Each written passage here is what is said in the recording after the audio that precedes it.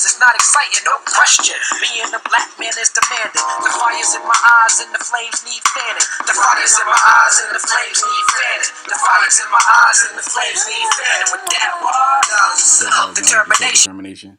So I'm making this video in response to Barbershop Conversations, the video that he put out yesterday. Donald Trump is the greatest president America ever had. Now, I understand the position that he's speaking from, through thyself, you know others, so on and so forth. But President Trump is in violation of the Constitution. He is not. First off, let me say, how can he be the greatest president America had simply because he's an open white supremacist? Was Lyndon Johnson was an open racist white supremacist? Was he the greatest president?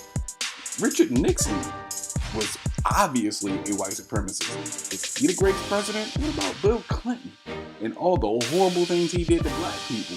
You know, during his reign, more black men went to prison, especially for non-violent drug offenses, than any president before him.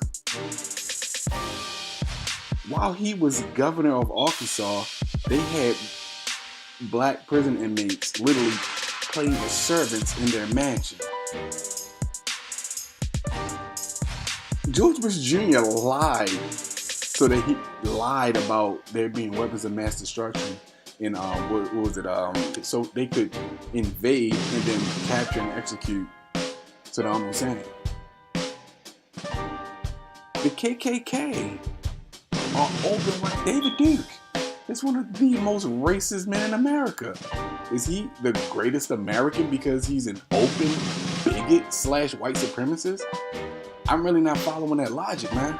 And so far as his business interests go, it's a clause in the Constitution called the Emoluments clause.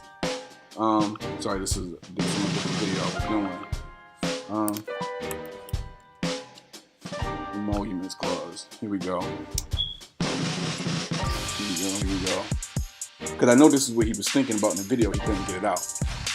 The title of nobility is a provision in Article 1, Section 9, Clause 8 of the United States Constitution that prohibits the federal government from granting titles of nobility and restricts members of government from receiving gifts, emoluments, offices, or titles from foreign states without the consent of the United States Congress, also known as the Emoluments Clause.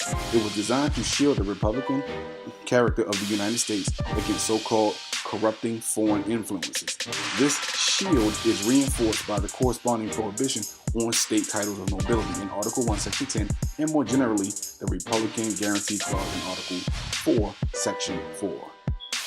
No title of nobility shall be granted to the United States, and no person holding any office of profit or trust under them shall, without the consent of Congress, accept of any present emolument, office, or title of any kind whatsoever from any king, prince, or foreign state. The titles of nobility. The issue of titles was a serious importance in the American revolutionaries.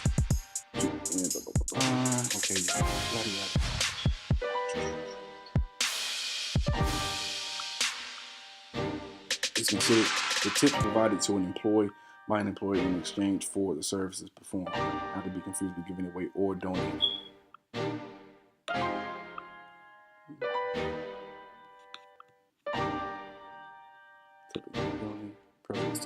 One of the first issues that the United States dealt with was the title of president. Vice President John Adams called the senators' attention to this pressing procedural matter.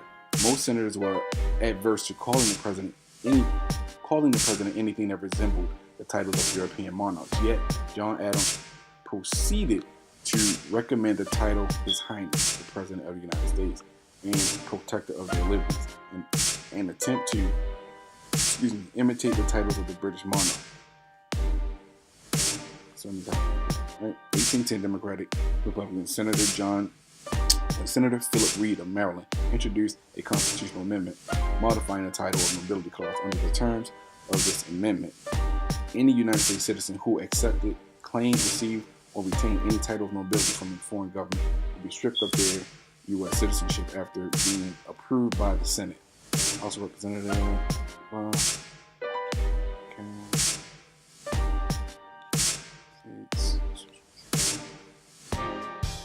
not to be confused with titles of the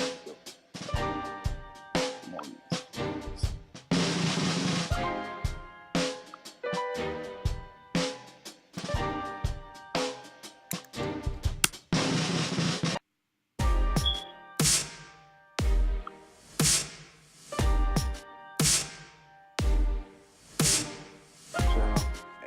Stated time received for his service, compensation shall neither be increased or diminished during the period for which he shall have been elected, and he shall not receive within that period any other emolument from the United States or any of them.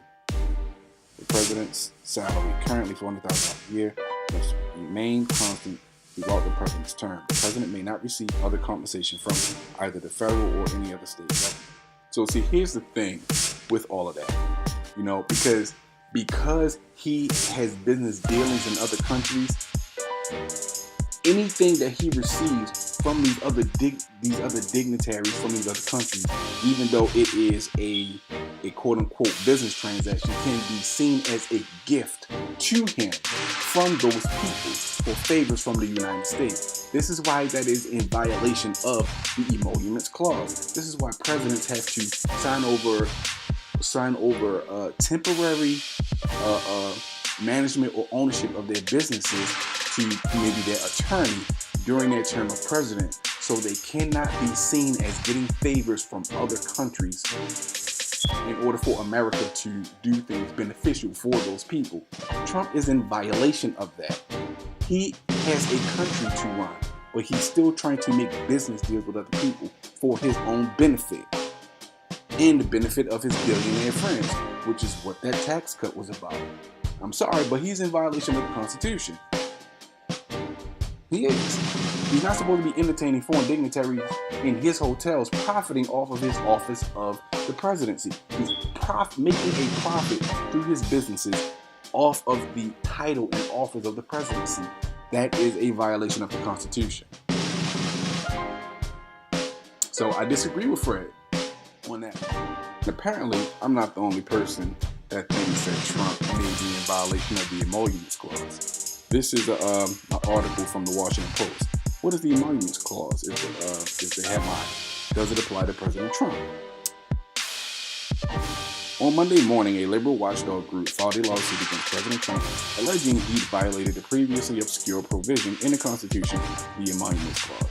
The watchdog group Citizens for Responsibility and Ethics in Washington said that the clause prohibits Trump pre-owned businesses from accepting payments from foreign governments. They asked the court to stop Trump's businesses from taking them now.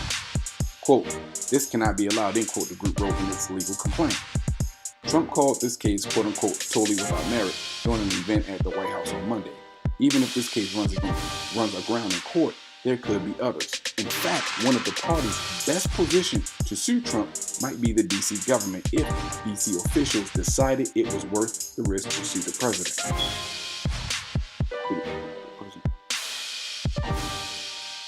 What exactly is the Emoluments Clause? It is 49 words in Article 1 of the Constitution. No title of nobility shall be granted by the United States, and no person holding any office or profit or trust under them. I already read that part. Let's see, 2. If President Trump violating the Emoluments Clause. They say that that's uncertain. The group that filed Monday's lawsuit, whose attorneys included prominent ethics lawyers from the Barack Obama and George W. Bush White House, says Trump is in violation. Their logic is that the clause prohibits Trump from taking any money at all from a foreign state. To them, the clause prohibits not just straight up gifts, but also payments for services rendered. So it would prohibit a Trump-owned hotel from renting a ballroom to a foreign embassy, and prohibit Trump Tower from renting out office space, as it already does, to a state-controlled Chinese bank. 3. Will the lawsuit work? That depends on what you mean by work. Basically, it's like this. If the people who want Trump in, because I will agree, I will attest to this, I've already said it, Trump is good for the economy.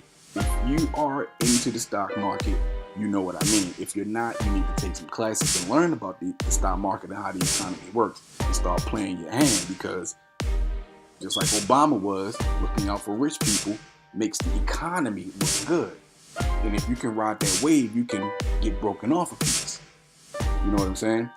So 9 times out of 10, the people in Congress, the House of Representatives and the Senate, are more likely, because they're majority Republican, they're more than likely not going to vote against Trump, especially if they're going to benefit from him violating the Emoluments Clause.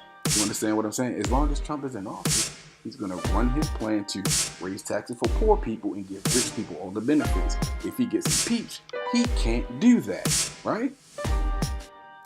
So I understand what Fred is talking about, speaking from the point of view of a businessman, but when you're the leader of the quote-unquote free world, what's more important, you making money for yourself as a self-proclaimed billionaire, or trying to make America the quote-unquote greatest country they always say it is? You can't be both, man. You can't be both. And as you can see from his term in presidency, he's really not doing that good of a job, other than making rich people happy, somewhat. But that's all I got for that, man. Again, I fuck with Fred. I respect Fred's right to his opinion, but I think he's wrong with it. I disagree with him on that. I mean, you have daughters, you have sons who can run your businesses, who you've obviously been training for all this time to run your businesses. But if you don't trust them to run your businesses, then they're either incompetent or you're not as good a teacher as you like to think that you are. He thinks he's a genius. So I disagree with Fred on that. It's not the greatest. Being an open white supremacist doesn't make you the greatest president. It doesn't make you the greatest human being. In fact, it's the exact opposite. It shows that you are morally deprived. Your moral standards suck. You lack morality. I'm just saying that because to me, morality goes into well-being. And the person who is a white supremacist, literally their job is to take other people's well-being away from them and benefit themselves. Lack of morality. So I'm just saying, man, only in a country like this can we look at the worst type of people and categorize them as the greatest. I mean, the greatest American. I'm sorry, man. Just because Donald Trump is showing the world how racist America is, what I'm trying to figure out is, if you've been watching American television or news for the past 40 years, it doesn't take a fucking Donald Trump to figure that out. It really doesn't. It doesn't take a Donald Trump to figure out that America is a white supremacist fucking nation. Klan rallies, Confederate flaggers rallying and harassing black people and pulling guns on people at little kids' parties and throwing beer cans at people and shit like that. White people burning dolls of Obama in effigy.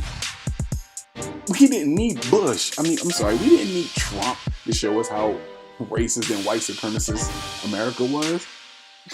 Every fucking president we've had, maybe with the exception of Obama, has shown us that time and time again.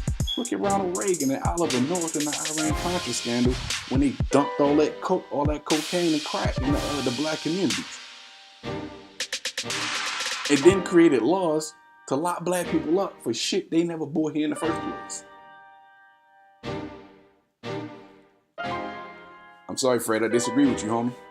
But I still respect you. I respect your right to say what you have, and I'll defend your right to say it. Everybody deserves the right to be wrong.